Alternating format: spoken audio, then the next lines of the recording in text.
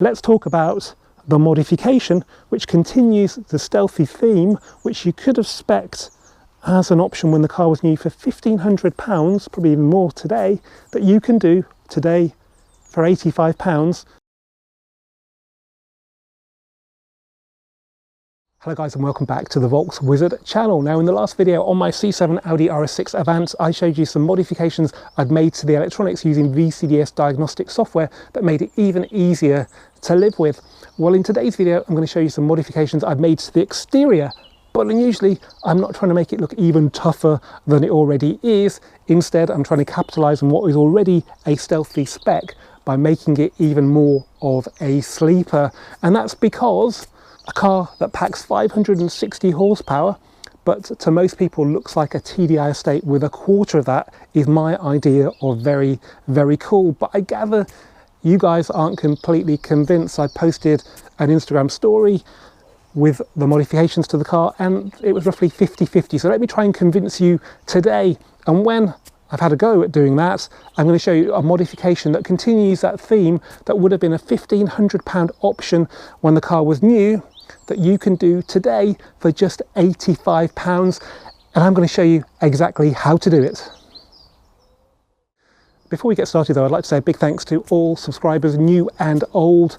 The numbers are going up okay. They have slowed down a bit recently though, so if you haven't subscribed already and you enjoy what you see on this channel, then please do subscribe. It's really easy to do so. On some devices you'll have an icon on the bottom right corner of your screen. Otherwise, have a look in the description of the video, there is a link there. Failing that, just hunt out that famous red button and press that. Okay, let me explain to you how I've made this Rs6 even more of a sleeper, starting at the front. Now, there wasn't an awful lot to do here because when this car left the Neckarsulm factory in 2015, it was already one of the stealthiest Rs6s they'd ever built. We do not have Quattro emblazoned under the number plate. We don't have matte aluminium in the air intakes. We do have some matte aluminium there as the splitter, but that's part of the standard car spec. And yes, I do want to attend to that at some point, but I don't think it's too much of a giveaway of the car's performance, really. What was a real giveaway, of course, was the Rs6 badge. It's quite big, it's quite red, and I wanted to get rid of that. And it's pretty straightforward to remove it if you know what you're doing. If you've had a poke at yours and you haven't been able to get it off, I can understand why though, because it's very well attached and you do risk damaging the grille. But if you know how it's attached, then you can know how to unclip it. The badge face is obviously flat. At the back of the face, we have two prongs on either end, and they've got little tabs on the end of them. Those tabs lock into a flat plate with some slots cut into it, and basically you push them in and they kind of lock the badge into place. Very, very thorough. You'll never pull it off that way without taking the grille with it. All you need to do is try and get behind the plate and push the tabs in, and then the badge will come off. You might find the backing plate just falls down into the radiator area, but amazingly you can get it out really easily if that does happen. So yeah, that's the only modification to the front. I probably do need to explain to you why the mirror is covered up. Well, that's all about the modification you can do for £85. That would have cost £1,500. We'll come to that shortly. At the side, well, maybe this angle does show these wheels at their sort of worst. Basically, these are the official Audi winter wheels for this car. I'm not sure if they're shared with an A6. They probably could be, because as you can see, they don't have the offset of the original wheels. So this car came on 21s, diamond cut and black. Not too in your face. You can get that style wheel on a TDI, so yeah, okay, they're bigger, but you've maybe not noticed that. These are, yeah, put it this way, the guy I bought these wheels off, I'm pretty sure he fitted them to his blue Rs6 Performance, looked at them and thought, nah, I'll just fit winter tyres to the original 21s. So yeah, they were pretty cheap. They're the official Audi wheel with the official Continental winter tyre. It's a 245 40/20, so instead of a 285, which the car came with, 245. The good news is they're not noisy, which the beauty of an Rs6 is just it's so quiet when you're on a cruise. It's wafts, and it still wafts on these. The ride's, I think, a little bit better, but most importantly, the fuel consumption seems to have gone up 10, maybe 15%, just because we've got less tyre on the road. I recorded 33.6, I think, on this the other day over about 30 minutes of driving, so I think that's pretty impressive. Yes, they look rubbish. I was hoping we'd get some snow, or I'd go and drive in Austria or Scotland with this car and these tyres to show you what it can do, but unfortunately there's not been that much snow and I haven't really had the time or the money to do a trip like that, maybe next year. But yeah, they add to the stealth factor, but I can see why a lot of you guys maybe don't like them. Okay, now at the back we have the most controversial modification, which we'll talk about shortly. Firstly, I just want to talk about the number plate. When I got the car, the plate was mounted on a surround from APS of Brackley, one of the best independent VW Group specialists in the UK. Check them out, there's a link in the description of the video. The reason I took it off, even though I'd be really happy to have their name on one of my cars, is because their logo looks very much like an Audi S or RS logo, and I just thought that was a bit flash for this car that I'm trying to stealth out, so I took that off and just stuck the plate directly onto the tailgate. You can see the UK sticker over the Rs6 badge. That's another modification. It's basically a cheap way of debadging the car. Also, I needed a UK sticker if I was going abroad, which I was planning to do. I could have taken the badge off, but I've left it underneath there because I might want to put it back on when I sell the car, and if I do that, I don't think the original one will ever look the same. So you have to buy a new one. They're quite expensive. Also, you have to make sure it's in 100% the right position. Otherwise, when you post a picture of the car to sell it, people on forums will go, oh my god, it's slightly wonky, the car must have had a rear end accident. So I figured it's just best to leave that. So we had pretty stealthy looking Rs6 then, with no badging, no plates around, but that wasn't enough for me. The finishing touch, something I've always wanted to do to a car, but it's never really been the right car, is to fit a TDI badge to the bottom right hand corner of the tailgate. Even though it's an eBay copy, it's 100% right, the typeface for an A6 of this age, and it's in 100% the correct position. I even got it horizontal, which is unusual for me. This is controversial because I don't think some people get it, but for me, I just think it's really cool. If you play your car down, but it's still got all the performance. There was a guy on Instagram who said it was just as bad as putting an Rs6 badge on a TDI or an M5 badge on a 518D, which I personally don't understand. I'm trying to make the car look worse. I'm not trying to make it look like a car that I can't afford to buy, that's got, you know, a lot more performance than my car. So to me, in my head, it's the antithesis of making your car look better with fake badges. But let me know what you think in the comments. I should point out that guy's Instagram handle was the name of his Porsche, so he's obviously really into his badges, model names, I don't know. But yeah, for me, I think that's really cool. The reason I've done that is twofold. Firstly, I want to make this car as invisible to thieves and their spotters as possible. I can park it out the way on my driveway, not many people see it there, but people come up the driveway to deliver stuff and it's there. And I think if it's just got a TDI badge to deflect any interest, even if it doesn't work with everybody, it's got to help. I know these cars can look really imposing from certain angles, but on my driveway, parked next to another car, probably covered in winter grime, you wouldn't think it looked that different. Yes, the exhausts are quite big and that, but again, they're black and with a bit of dirt on them, they're quite low key. The other reason is I think it's quite fun to overtake cars with your V8 bellowing, which it does even if you're in a quiet mode. Once you've floored it, the exhaust sort of gets a lot louder at sort of warp speed, which is obviously safer when you're overtaking, and for a TDI badge to sort of flash by as you do it. I just think that's really cool. Maybe I'm having a midlife crisis, I don't know, but let me know what you think. Have I convinced you that's cool? It's probably an easier sell than the wheels, which for a lot of people are a big no-no, but as I say, they also serve a purpose, and they were quite cheap. Okay, now let's talk about the modification, which continues the stealthy theme, which you could have spec'd as an option when the car was new for £1,500, probably even more today, that you can do today for £85. It's quite fiddly to do though, and that's why I'm going to give you a really in-depth guide on how to do it. Have you guessed what it is yet? It is carbon mirror casings. How cool are they? So yeah, look in the brochure, £1,500 for those. Yours, all the way from China, for £85. Now carbon is very rarely sort of a downgrade, but compared to the silver mirrors, this is less visible. It's darker, it doesn't reflect as much light, so I think it sort of tones the car down a bit. The sun's on them now and they do look obviously carbon. On a dull day they just look grey or black, which it's got to be stealthier than big silver mirror casings. But there's another facet to these which is pretty cool, and that's when you're sitting in the car looking out at the mirror, you're looking just above the carbon fibre on the door trim. So now when you look out, instead of this silver bit here, you've got carbon on the mirror that matches pretty much the carbon on the door, which I think is really cool. So have I tempted you? If so, let me show you how to fit them, because it's not the easiest job in the world, but it's well worth doing.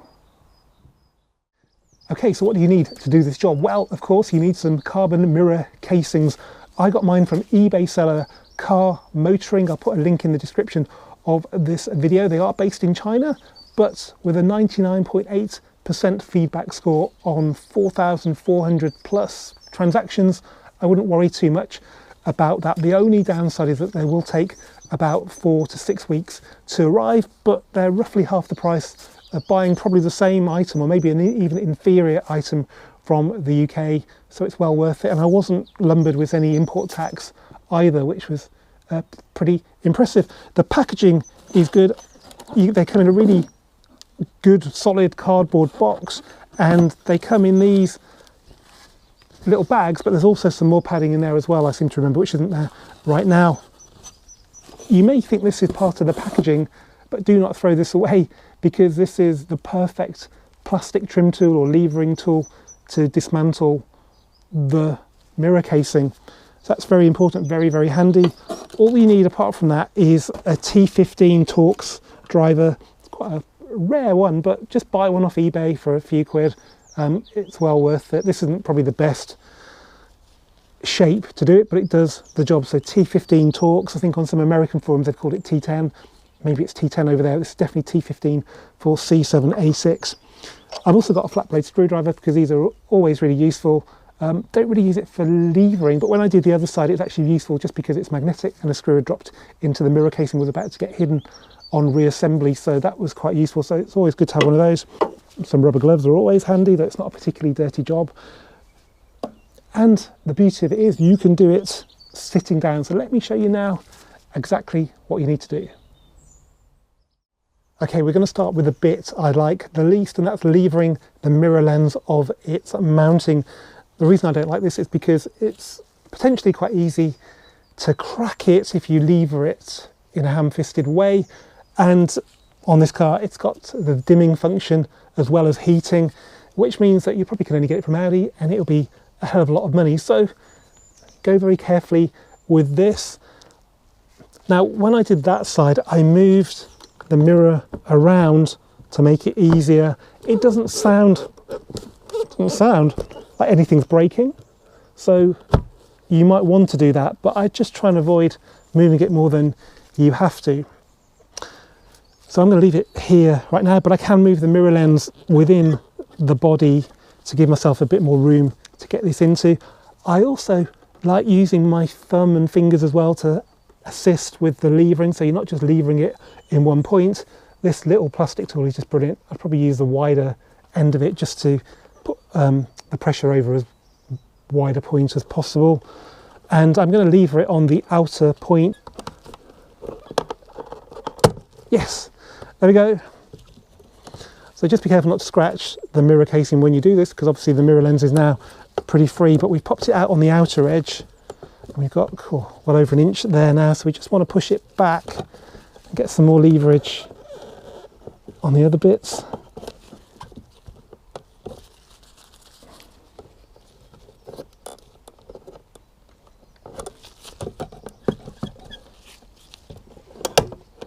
Okay, that's sort of mainly out now, bottom inner corner.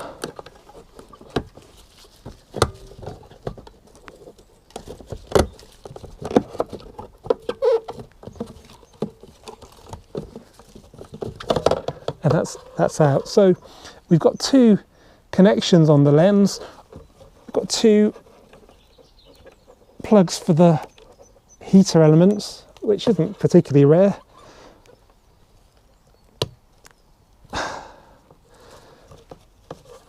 We've also got the dimming function, which is a separate cable that's kind of clipped into the mirror lens. So actually once you start to unclip that, you get a lot more room to work with. Just make sure you clip it back in when you finish.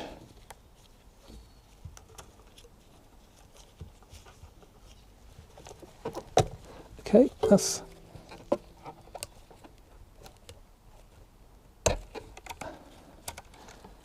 okay, so that's just hanging now on the dimming wires because that's got a plug that's clipped into the body of the mirror casing. Now I should say it might be a good idea to try and cover this area up when you're working, because it's quite easy to hit the paint where you could drop a tool or the mirror casing could hit it. So don't do what I've done, cover it up.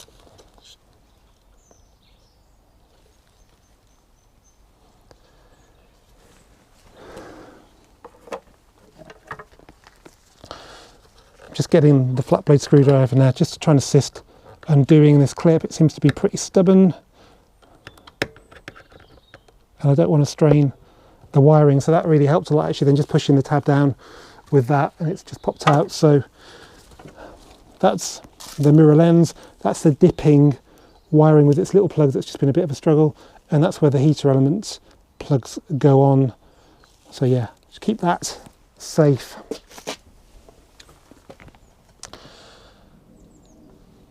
Now I should point out, other cars have got side assist, which means there's a little lamp built into the mirror casing here, so you know when somebody's overtaking you, they're in your blind spot. That will mean a bit of an additional work, but it's not too bad. Okay, now we need to undo just 2 screws with the T15. Now there are quite a few screws visible when you look in here. There are only 2 you need to undo, so just make sure they're the correct ones,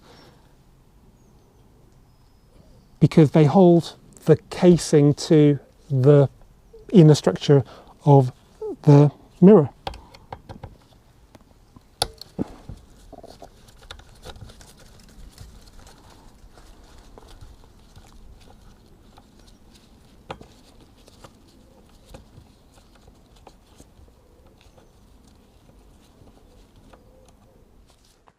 Now, in order to dismantle the mirror, we need to understand how it's been assembled.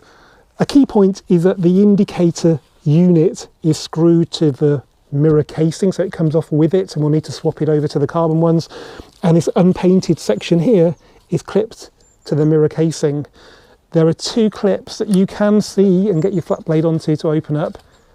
Here, the other 2 sort of in here, you're just going to have to hope come loose when you start moving it around. They usually do, but before you can do that, you need to get your plastic pry tool and start working the black section out of the mirror casing here. I'd call this the front, really, even though it's at the back of the car, it's the front of the mirror. So we just need to start by trying to get this out of, yeah, so this tool goes in there nicely, and there we go, it's popped out. So there are little sort of semicircular tabs that clip into the hollow of the mirror casing. It's another one. So this tool is really the perfect one for the job, and it's really good of the supplier to chuck it in. It's probably only pence, but my word, does it make this job easier. Okay, so that's out there. Okay, so that's looking good. Okay, so with those off, now we can start levering at the back. I'm going to use a screwdriver for this because you can't really see this, so if you leave a mark, it's not really the end of the world. And that's one bit off. We've seen that just move down a little bit more, and there's one more you can just get to. Yeah, did you hear that? That's that clip coming out. So the problem is there are 2 more that you just definitely can't get to. Some people have removed the motor for the mirror adjustment. It's only got 1 screw in the middle. That doesn't help at all, so I just really wouldn't disturb that if I were you. Let's just keep on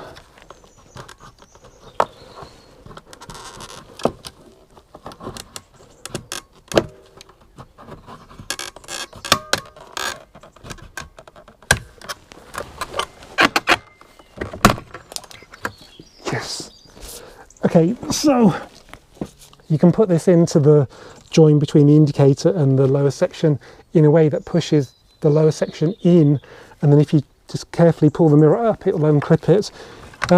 They're pretty strong, those clips, actually. They take a lot of leverage, so none of them are broken. So yeah, it's not the most pleasant job, but this tool makes it doable. Okay, so now the housing is free. The only thing we've got to unclip is the indicator, and that it's got a little tab on the plug. Just press that in and pull it out, and there we have the mirror casing. But we've got the indicator on there, which we need to remove. Again, 2 T15 screws right there, so that's pretty easy.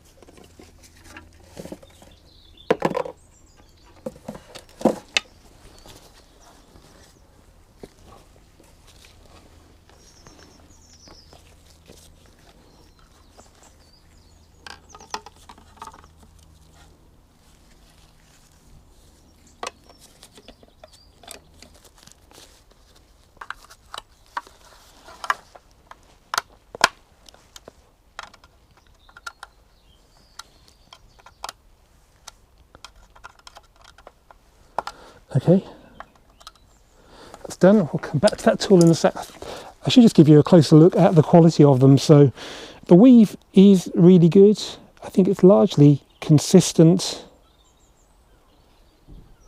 So the outside's good, the inside's quite important. So that's the finish in there.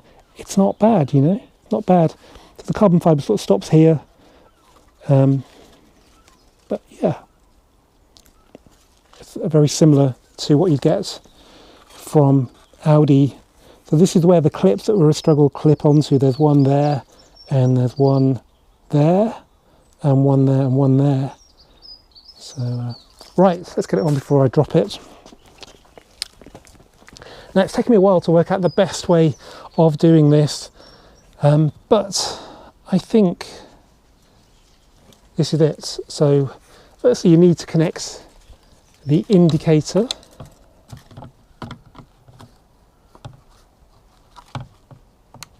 Like so.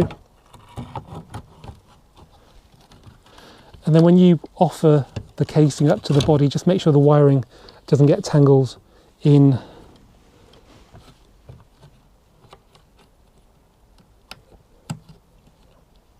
And also relocate the dipping mirror plug in the body so it doesn't rattle around. The very important thing here is to make sure that you get the prong sticking down from the mirror casing into their little lugs on the main bit of the body. Okay, so they're sitting in the right position now, they just need to come down. So now we're trying to reclip this in, we need to make sure the clips are on the right side of the indicator body. That's right. So again, just keep an eye on those lugs, make sure they're heading in the right direction.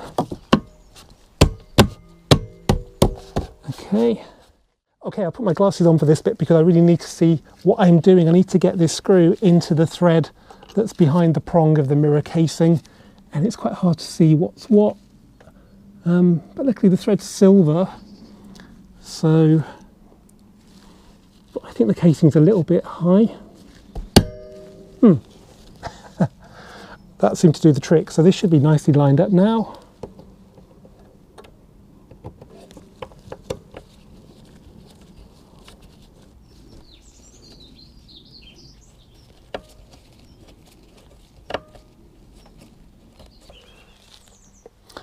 And that's the tricky bit done then, so just check everything looks right. Looks good to me. Okay, so now to refit the lens, I promise you this is easy. So firstly, clip the dimming plug in.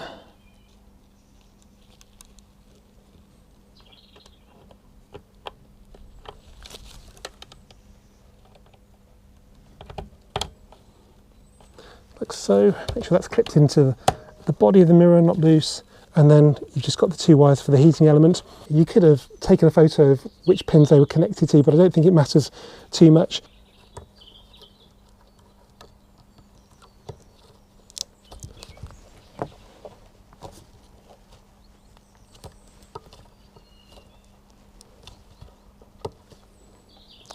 Okay, so just make sure everything's connected securely and everything's clipped in, wiring in particular. Yep, that's good. Okay, and now we just need to push the lens back into the main bit of the mirror. So you can see there are some spring clips like that. You just need to locate the two prongs. Very easy to see. And that's that. And then just give it a firm press, but not too firm. Try and press in the middle, because you'd less like to break it then, but they're quite good. And just give it a little move around. You can move it on its adjustment, and that should move quite easily. And there we go, carbon mirrors on your RS6, £85, all done. Well guys, what do you think then? Not bad for £85, I think. Just let me know what you think in the comments though. So we've got rid of the really blingy silver that's not exclusive to RS anyway. We've put some more subtle carbon fibre casings on, which in this light look incredible. On a dull day, they'll look just like body colour on this car, so they won't be too in your face. But unlike a lot of external modifications, you actually get the benefit of it from the driver's seat. So now, if I get in the car and shut the door and look out the window, I can see the carbon fibre on the door card and on the mirror, which looks really cool together. Anyway guys, thanks as ever for watching this Volks Wizard video. Keep subscribing, keep commenting, and I'll see you for the next one very soon.